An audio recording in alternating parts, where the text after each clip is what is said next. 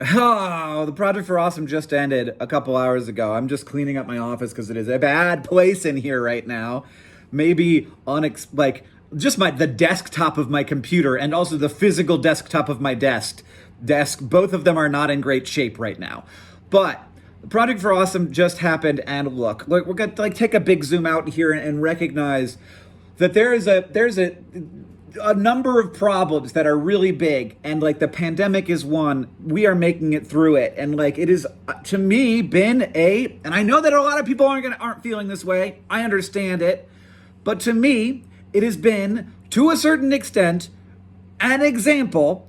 Not like the best one. We didn't do it as best as we could have. We are still not doing it as best we can, but an example of people working together to solve very big problems, right? It was a big problem, and it's complicated, and we are getting through it. And at the same time, there were lots of other problems happening at the same time, so it's not like we got to take a break from all the other ones while we dealt with this one, but we're getting through it.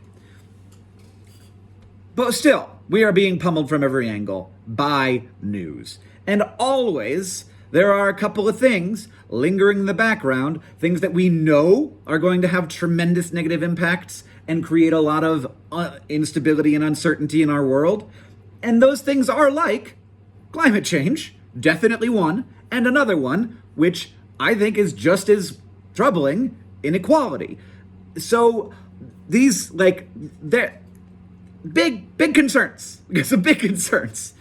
And then there are some that are like, maybe there's going to be another pandemic that's worse than this. Maybe there's going to be an asteroid that hits us, and it's not like, wipe the planet out, but it is like destabilizing to the globe. Maybe artificial intelligences will want to take over the planet. That's a little ways away. The nice thing about artificial intelligence as opposed to asteroids could really kind of at this point happen at any time, depending on the size. A smaller one could hit us without notice pretty easily.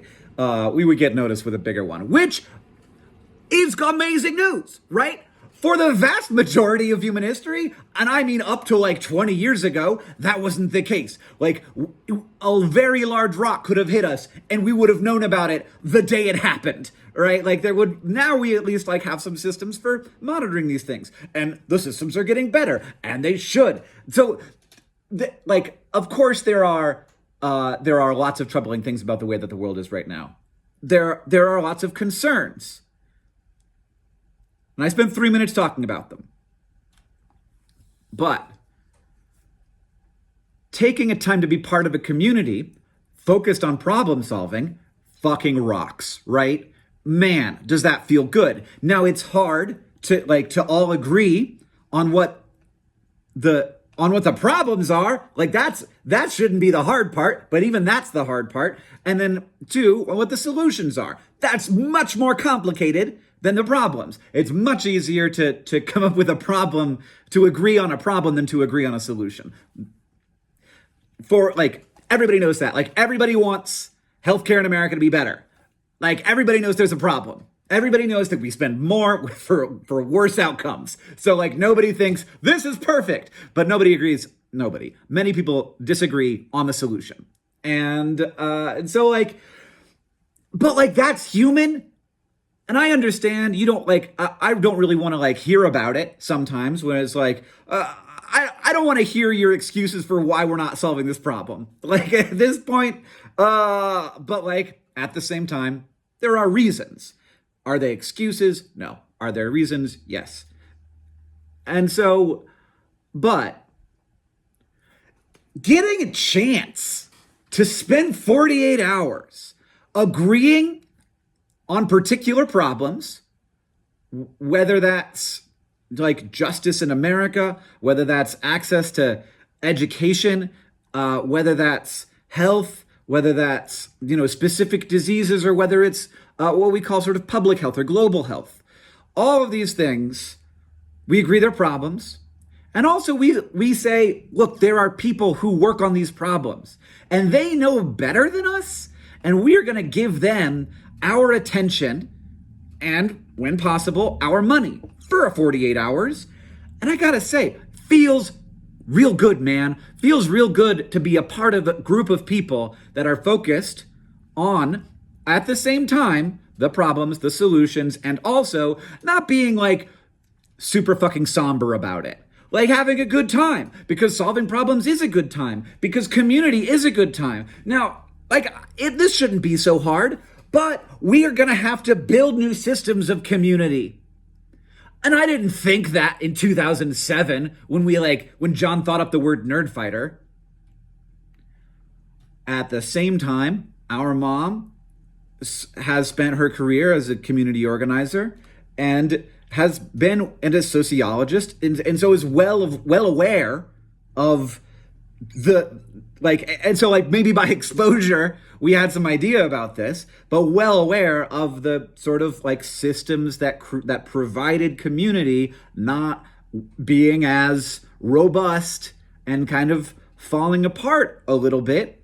The reasons why, hard to agree on. The things to do about it, hard to agree on. The fact that there's a problem, easy to agree on. It is. We can see people's shrinking social graphs. We can see their increasing isolation among a lot of populations in the US. So problem exists. And so we're gonna, solution, I don't know, but part of the solution needs to be finding ways to have community in the year of our Lord 2020. 2021, because it's the future. Is it 2021? It is. I almost looked at the freaking calendar because I couldn't believe that. Anyway, this is obviously not the only community in my life. And I also imagine that the sort of structure of Nerdfighteria is not the only community in anyone's lives. But diversifying that, finding the opportunities to do this, investing the time, I'm just so thankful. I'm thankful that a bunch of people do this thing with us, and that it feels pretty real. And I'm not it's a bunch of folks. I don't know how many individual donors we had during the Project for Awesome. We will find that number out, but it's a lot. It's a lot. And do you get a good perk? Yeah, you do. And you can still get them, by the way, at projectforawesome.com/donate if you go now. I think that we close it down on Tuesday. You just got to, for the stragglers, it certainly comes in much slower, but over the course of those 2 days, we do get a substantial amount of money that we can then distribute. And it's a lot of people, and it's really fun, and it feels really good. And I will say that I expect at this point, I'm aware, so watch out for this if you're a Project for Awesome participant, that it sort of hard in deep that there will be a bit of a dopamine rebalancing. Just it's a high for me anyway, and then there is a period of time where my brain's are we still going? And it's well, not really. We got to get back to normal stuff. And then it's okay, but I'm still I'm used to a certain amount of stimulation. And it's well, you're going to get less now. We're going to go back to normal. You have to do staff meetings. My brain's going to be but no, but now less. But now if it's not more, it feels like less. That kind of situation. I don't know if this is actually has anything to do with the chemistry of how brains work. It feels like it to me. It feels like I had an elevated level of just stimulus, and when that goes back down, my body is a normal amount of stimulus does not provide the same effect, and so I will have some kind of crash of some point. This happens to me after conferences. It happens to me after tour. It happens to me after Project for Awesomes. It happens to me after significant life events in general. And so do with that what you will. Just what the thing that helps me the most is knowing it's coming. And so when it comes, I'm there it is. I feel low. I feel down right now. And so knowing that is there, and that it's caused, it's a normal reaction, or at least for me, it's a normal thing that happens. Knowing about that is helpful. It's because when it happens, I'm oh, it is normal. It is a thing. And just trying to smooth it out, and then I'll sort of ooh, and the dip is, I think, lower than the high. The high is high, the dip is a little low, and then I'll sort of even back out. We're getting donations. I'm watching them still come in. Michael just got the Project for Awesome commemorative coins, and Jamie just got the digital download bundle. Said, I didn't get to participate much this year, but I am very excited for the next year's worth of digital content at DFTBA. So you can still go and get them, like Jamie just did 3 minutes ago. And yeah, so those are the things that I've been thinking about. I am really grateful for a great Project for Awesome. It's, you know, I think that this is going to continue to be not the easiest time in human history, but also certainly not the hardest. And I hope that, so like there's a portion of that comes along with just like, you know, bad news and all the different reasons why we hear a lot of bad news, both because there might be a lot and also because we just, our sort of spheres of empathy are larger. And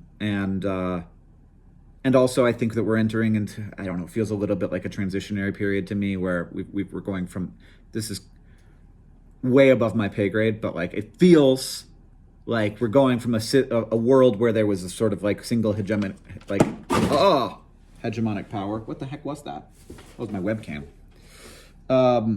To a world where the U.S. like will remain important, but like not the sort of and like, has it ever been that way? Is that just an illusion? I don't know. I'm not an international relations major, but or expert, and so, but it feels like this is a transitionary period. It feels a little bit like, I don't know, but transitions are always rough, and hopefully they take us to a better place eventually in the long term. But also like, is it even about nation states, or is it about like the power of tech companies and the new places where we live, where we don't so much live in physical spaces? We do still, of course, and we should pay a lot of attention and care deeply and passionately about the places we live. But we are also have these other spaces we inhabit, which are, you know, social spaces on the internet, which is just a very new thing and a very new way of communicating. So when I say like a lack of like sort of the end of American hegemony, that doesn't have to mean that like it's a rise of a new nation state hegemony or like some kind of, you know, competing nation state thing, though I'm sure that will happen. But also that there's sort of a third party here that has never existed. And there was a time before nation states. And so like that was a transition. And now there's going to be a time after nation states, probably not, at least I hope not in the short term, not in the medium term, but because that would be a big transition. But where there's this other thing, and this other thing is like these, you know, corporations that own the space we inhabit. Facebook and Twitter and Google and YouTube and TikTok, and those things will be regulated by nation states, but they will be separate from nation states. And man, what's the long term there is very,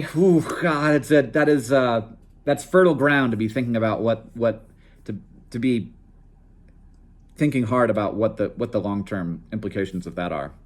But it's fertile ground for maybe science fiction, probably not fertile ground for actually predicting the future, because it's a little too complex for that.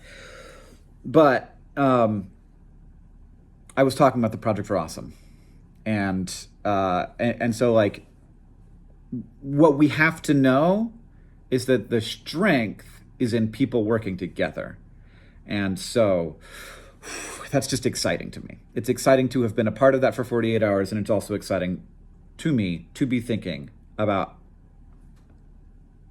how that takes form every year during the Project for Awesome, but also in other ways, watching how it is happening to people who I don't know that well and are outside of my community, also thinking hard about how it's going to happen among my close friends and also among this community, which For a long time, I have had a hard time articulating exactly what it is, and it turns out the reason for that is because it is a little bit unprecedented, which is another lovely thing about it. Thank you. Thank you for a great project for awesome.